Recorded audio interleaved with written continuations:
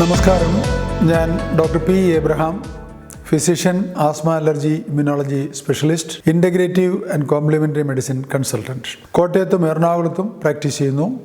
ചൊവ്വ, വ്യാഴം, ശനി ദിവസങ്ങളിൽ കോട്ടയത്തും, ബുധൻ, വെള്ളി ദിവസങ്ങളിൽ എറണാകുളത്തും പ്രാക്ടീസ് ചെയ്യുന്നു. സംഗമം ഹെൽത്ത് ആൻഡ് ഹീലിംഗ് ചാനലിൻ്റെ ഒരു പുതിയ വീഡിയോയിലേക്ക് സ്വാഗതം. ഇന്ന് വളരെ ഇൻട്രസ്റ്റിംഗ് ആയിട്ടുള്ളൊരു വിഷയം ആണ് അവതരിപ്പിക്കാൻ പോകുന്നത്.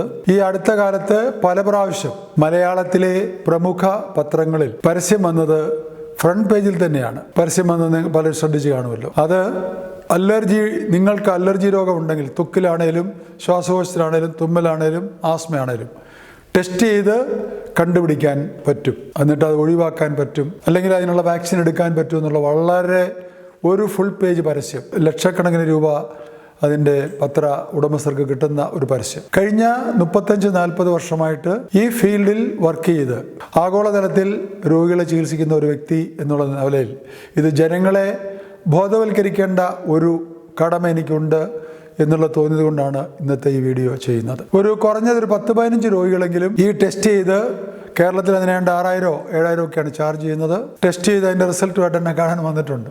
എന്തെങ്കിലും അതിനൊരു പ്രസക്തി ഉണ്ടെന്നോ, അല്ലെങ്കിൽ അതിന് കൂടുതൽ ഫുഡ് ഐറ്റംസ്, നമ്മുടെ അരി ഭക്ഷണത്തിൻ്റെത് ഡീറ്റെയിൽസ്, അല്ലെങ്കിൽ ഗോതമ്പിൻ്റെത്, പിന്നെ പയർ, പരിപ്പ്, കടല, ഇതെല്ലാമാണ് ടെസ്റ്റ് ചെയ്യുന്നത്.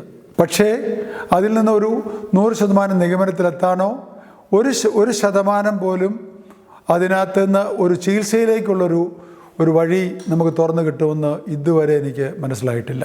ഇതൊരു ഒരു ഗാങ്ങിൻ്റെ ജോലിയാണ്.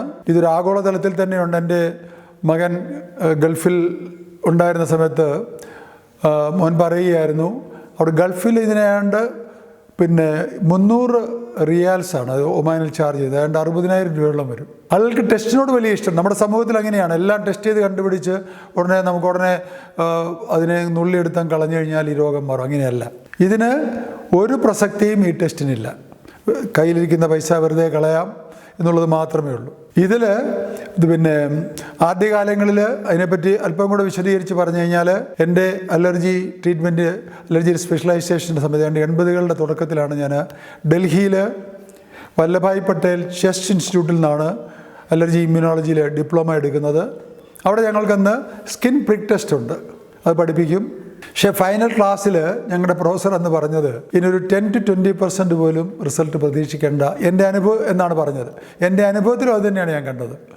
അതുകൊണ്ടാണ് ഞാൻ അത് പാടെ ഉപേക്ഷിച്ചു. അപ്പോൾ അതിനകത്ത് നമ്മൾ കോക്രോച്ച് പാറ്റയുടെ ആണോ, അല്ലെങ്കിൽ പൂമ്പൊടിയുടെ ആണോ, അല്ലെന്നുണ്ടെങ്കിൽ നമ്മൾ ഡസ്റ്റ് മൈറ്റിൻ്റെ ആണോ, ഈ അലർജൻ നമ്മുടെ ബോഡിയിൽ വർക്ക് ചെയ്യുന്നു.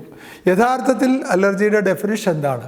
അതായത് ബാഹ്യമായ ഒരു പ്രോട്ടീൻ സബ്സ്റ്റൻസ് നമ്മുടെ അകത്തുള്ള ബോഡി പ്രോട്ടീനുമായിട്ട് റിയാക്ട് ചെയ്യുന്നതിനെയാണ് അലർജി എന്നുള്ള പദം കൊണ്ട് ഉദ്ദേശിക്കുന്നത്. പക്ഷേ എൻ്റെ വർഷങ്ങളുടെ നിരീക്ഷണത്തിൽ ഞാൻ കണ്ടത് അലർജി ഇമ്മ്യൂണോളജിയുടെ അടിസ്ഥാന ഘടകം പാരമ്പര്യത്തിൽ കൂടിയാണ്. അതിൻ്റെ വിത്ത് നമ്മളിൽ കിട്ടുന്നതെന്ന് വിചാരിച്ചോണം. ഒരു വിത്ത് അമ്മയിൽ നിന്നോ അച്ഛനിൽ നിന്നോ നമ്മളിലേക്ക് വന്നു, അത് നമ്മുടെ ശരീരത്തിൽ അത് മുളച്ചു വരികയാണ്.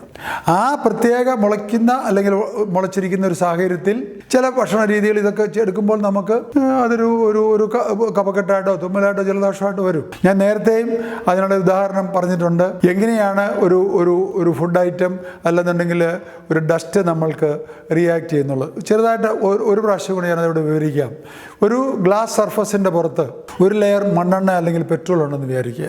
ആ അവസരത്തിൽ നമ്മൾ ഒരു ചെറിയ പാർട്ടിക്കിള്, ഒരു ചെറിയ തീക്കനയിൽ നിന്ന് ഒരു ചെറിയ പാർട്ടിക്കിള് അല്ല തീപ്പെട്ടി ഉരച്ച് അവിടെ ഇടുകയാണെങ്കിൽ ഇത് പെട്ടെന്ന് ആളിക്കത്തും. അതിനെ നമ്മൾ ആ മണ്ണെണ്ണയുടെ അല്ലെങ്കിൽ പെട്രോളിൻ്റെ പ്രസൻസാണ് അതിനവിടെ ആളിക്കെത്തിക്കാൻ പ്രേരകമായത്. അതുപോലെ തന്നെ നമ്മുടെ വായിലെ തൊലി പോലത്തെ ഒരു തൊലി, ശ്വാസകോശ കുഴലുകളെല്ലാം ഉണ്ട്. അതിനെ മ്യൂക്കസ് മെംബ്രെയിൻ എന്ന് പറയും. ഈ മ്യൂക്കസ് മെംബ്രെയിനിൽ നമ്മുടെ പാരമ്പര്യ ഘടനയിൽ കൂടി നമുക്ക് ഈ ഒരു ഇൻഫ്ലമേഷൻ, അതായത് നീർക്കെട്ട് വരാനൊരു സാധ്യത നമ്മളുടെ ഉള്ളിൽ കിടപ്പുണ്ട്. അങ്ങനെയുള്ളവരിൽ ചില ഭക്ഷണങ്ങൾ കഴിക്കുമ്പോൾ ഈ മണ്ണെണ്ണ അല്ലെങ്കിൽ പെട്രോൾ പോലത്തെ ഒരു മെറ്റീരിയൽ അവിടെ ഉൽപ്പാദിപ്പിക്കപ്പെടും. ഇൻഫ്ലമേറ്ററി മെറ്റീരിയലാണത്. അതിൻ്റെ പ്രസൻസിലാണ് നമ്മൾ പൊടിയോ എന്തെങ്കിലും ശ്വസിച്ച് കഴിയുമ്പോൾ വളരെ കട്ടിയായിട്ട് തുമ്മുന്നത്.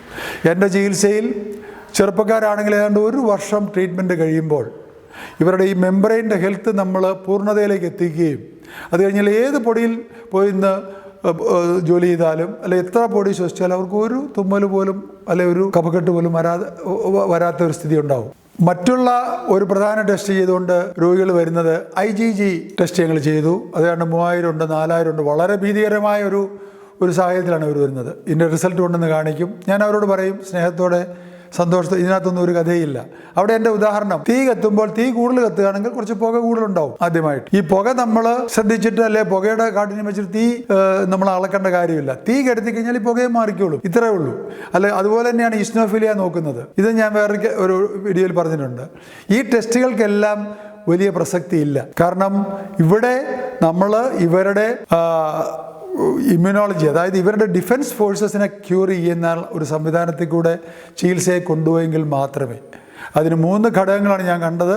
1, ചില ചിട്ടകൾ, പഥ്യങ്ങൾ, ജീവിതചര്യകളിൽ ഒരു മാറ്റം വരുത്തുക. 2, നമ്മളുടെ യഥാർത്ഥ മരുന്നുകൾ കഴിക്കുക. 3, അത് ശാശ്വതമായിട്ട് വേണ്ട, രോഗം മാറിക്കഴിഞ്ഞാൽ പിന്നെ ഇതിൻ്റെ ആവശ്യമില്ല. 3, വൈറ്റമിൻ തെറാപ്പിന് വളരെ പ്രധാന ഘടകമാണ്.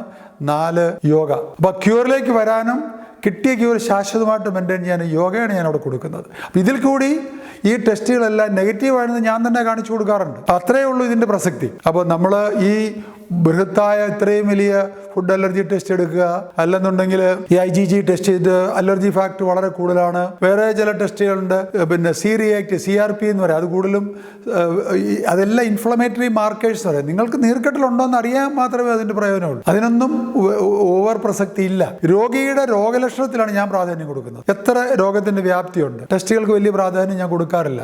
ഞാൻ പറയും ടെസ്റ്റുകളെയല്ല ഞാൻ ട്രീറ്റ് ചെയ്യുന്നത്, ഞാൻ ഈ രോഗിയാണ് ട്രീറ്റ് ചെയ്യാൻ പോകുന്നത്. അതുകൊണ്ട് ഇവിടെ എനിക്ക് തരാനുള്ള ഉപദേശം, നിങ്ങൾ ബ്ലൈൻഡായിട്ട് ഒരു നല്ല ഡോക്ടറുടെ ഈ വിഷയത്തിൽ പഠനവും പ്രാവീണ്യവുമുള്ള ഡോക്ടർമാരുടെ അവരുടെ അനുവാദത്തോടുകൂടി അവർ പറഞ്ഞെങ്കിൽ മാത്രമേ ഇത്രയും വലിയ ടെസ്റ്റുകൾക്ക് പൈസ മുടക്കേണ്ടുള്ളൂ. അല്ലെ നിങ്ങളുടെ കയ്യിലിരിക്കുന്ന വെറുതെ പൈസ നിങ്ങൾ ആവശ്യമില്ല ഭയപ്പെടുകയും. പലരും വന്നിട്ടുണ്ട്.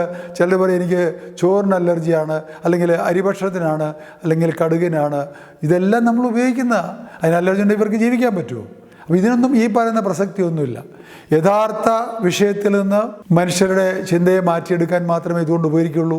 ഇന്നും നേരത്തെ പറഞ്ഞൊരു വാക്ക് എന്നോട് പറയുകയാണ്, ഇന്നും ആധുനിക വൈദ്യശാസ്ത്രത്തിൽ പോലും ഇത്രയും കോമൺ ആയിട്ടുള്ള അലർജി, ഇമ്മ്യൂണോളജി രോഗങ്ങൾക്ക് ഒരു ശാശ്വത പരിഹാരമില്ല. വളരെ ചിട്ടയായിട്ടുള്ളൊരു ചികിത്സാരീതി അവലംബിക്കുകയാണെങ്കിൽ അതിനൊരു പരിഹാരമുണ്ട്. ആവശ്യമില്ലാത്ത ഈ ടെസ്റ്റുകളുടെ പുറകെ നിങ്ങൾ പോകേണ്ട കാര്യമില്ല. ഈ പ്രോഗ്രാം നിങ്ങൾക്ക് പ്രയോജനപ്പെടും എന്ന് പ്രതീക്ഷിക്കുന്നു.